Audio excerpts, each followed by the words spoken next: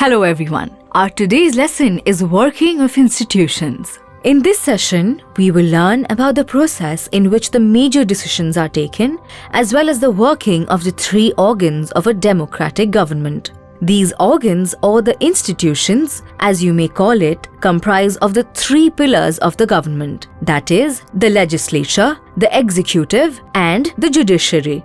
The legislature enacts the laws, the executive implements it, while the judiciary resolves the disputes. We will first understand how the major decisions are taken in the government. Let's take a very popular historic example. In the year 1979, the Government of India appointed a commission to outline the criterions for identifying the socially and educationally backward classes, that is, the SEBC, in the country.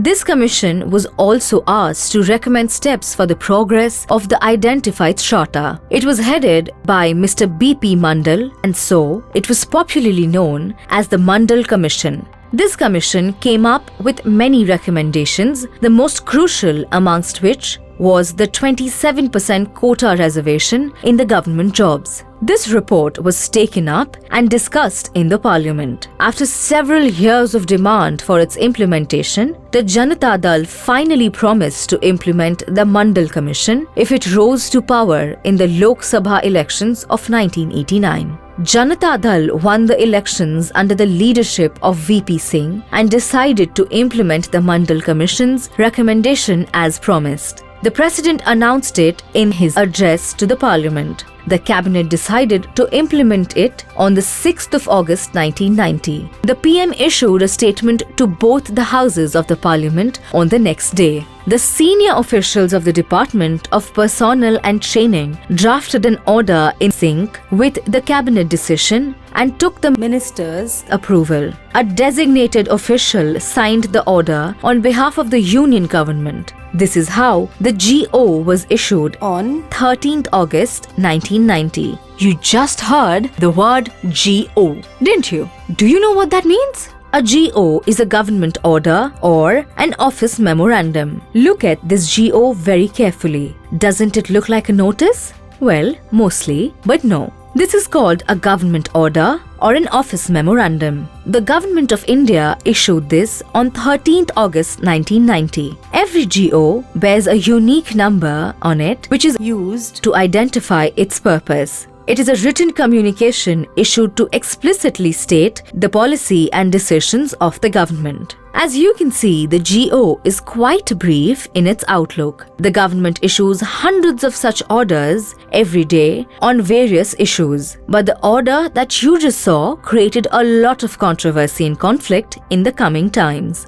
Taking a closer look into the order, it says that 27% of the vacancies in the civil posts and services under the Government of India is reserved for the socially and educationally backward classes, or the SEBC. Earlier, this benefit of job reservation was only limited to the SCs and the STs. But now, a new category added up to the existing fleet who would also be entitled to this 27% quota. The implementation of this memorandum resulted in the widespread protests and heated debates across the country. People reacted strongly to it as it impacted their fair chance of scoring a job. Many also felt that this would enhance caste feelings and would interfere with the national unity. Some people and a number of associations filed cases against this government order and appealed to the court to declare this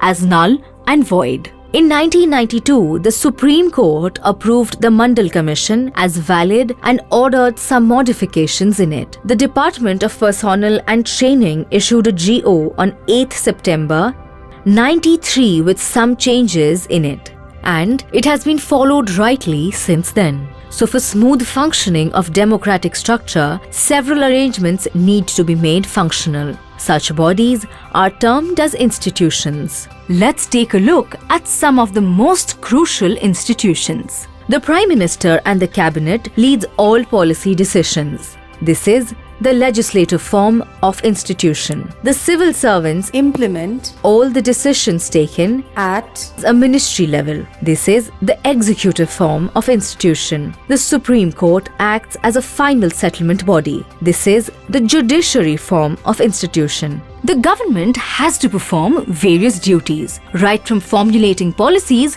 to implementing it at various stages. Everything is done by the government. The government functions well only when all these three institutions, namely the legislative, executive and judiciary, performs their assigned tasks. The Constitution lays down the basic rules, powers and functions of each of these institutions. The working of these institutions is not easy. It involves a lot of meetings, committees and practices.